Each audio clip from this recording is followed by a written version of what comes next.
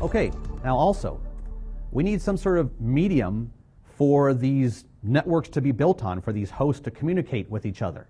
A lot of times people think of cables as being the network medium.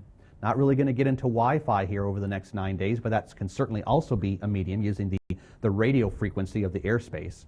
But when we're talking about cables, cables can also be sort of subdivided into some general categories.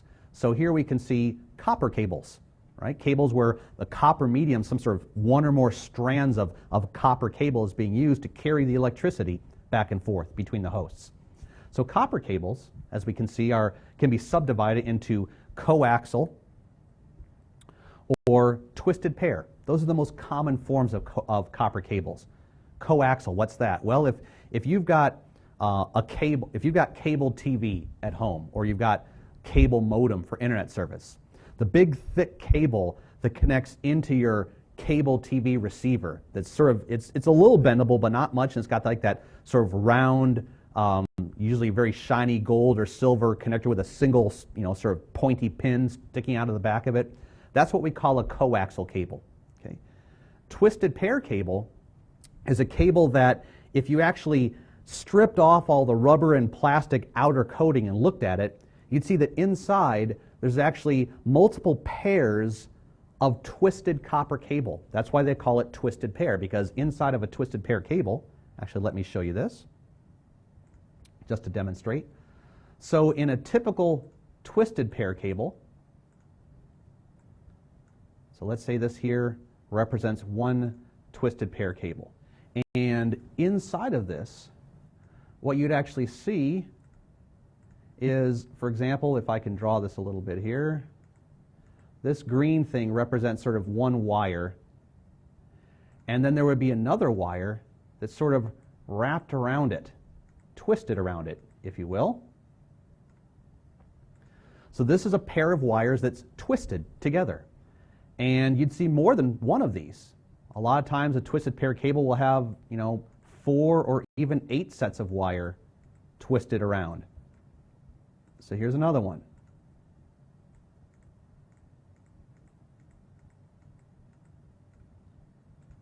So one pair of wire that's twisted around each other might be used for transmitting data. Another pair of wires might be used for receiving data. Now you might be wondering, well, why do they do this? Why do they twist the wires amongst each other? The reason for doing this is actually to prevent electrical interference. By having the wires twisted around each other, if there's any outside electrical interference, it's harder for that outside electrical interference to mess with the data going back and forth on these wires. And similarly, it prevents the wires themselves from emitting electrical interference. That's sort of a real high level as to why they do this. So this is what's called twisted pair cabling. Another thing about twisted pair cabling, a lot of times you'll see it referred to as either UTP or STP. UTP meaning unshielded twisted pair, STP meaning shielded twisted pair. What's that talking about? Vast majority of Ethernet cables that you will buy, twisted pair cables, will be unshielded twisted pair. Shielded twisted pair is, let's say I'm running some cables through a power plant or something that has really big high-powered electrical generators, and there's a lot of electromagnetic interference. I mean, these generators, if I was actually standing next to it with my watch, boing, it might stick my watch to the generator. There's so much magnetism going on. So I need to make sure that my networking cables are really well shielded from that type of stuff. So when I'm sending voltage through my cables, that electrical voltage does not get messed up at all from all these big electrical generators sitting around. Well, then I would want to use a shielded twisted pair cable. And all that means is that all of these twisted pairs, if you actually peeled off the rubber or the plastic outer coating of the cable, you would see that all these twisted pairs are sort of wrapped in like aluminum foil. There's like an aluminum foil coating on the inside of the cable, and that aluminum foil is shielding the twisted pairs inside from this outside interference. Of course, that type of cable is much more expensive than unshielded twisted pair, and you'd really only want to buy that in those types of scenarios where you're really concerned about protecting the electrical integrity of the data inside of that cable. So So that's the difference between shielded and unshielded twisted pair. Let's go back to what we were looking at earlier. Now, your most common twisted pair cabling will have a connector that looks like this, that we see here. And we call this an RJ45 connector. Does anybody out there know what RJ stands for? Well, hopefully you answered registered jack. And by the way, I'm going to do that a lot. Over these next few days, I'm actually going to verbally ask you questions. What do you think you would type here? What do you think the answer is to this? And I'm going to sit back for a second, and I actually want you to answer the question. You know, go ahead, embarrass yourself. If you're sitting in your cube or something, don't worry if your coworkers say, Keith, I think that's shielded twisted pair. Oh, I think that's the binary number 206.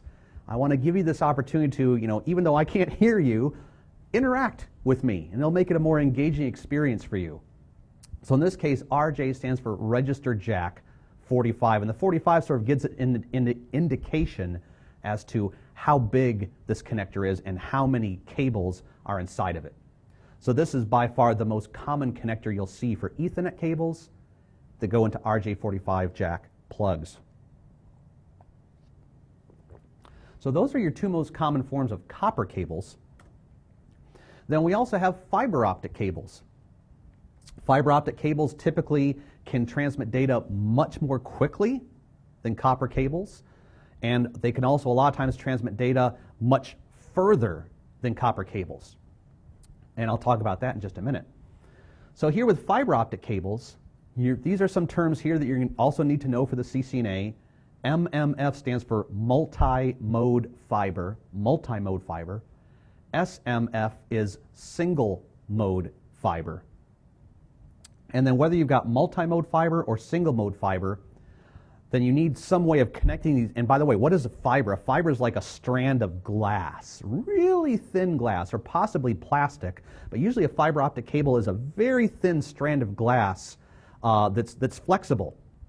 Sort of like when you have fiber insulation in your ceiling or in your attic, right? Well, what is fiber insulation? You know, why do we not like to touch fiber insulation? Because there's little tiny shards of glass in there that can stick in your fingers.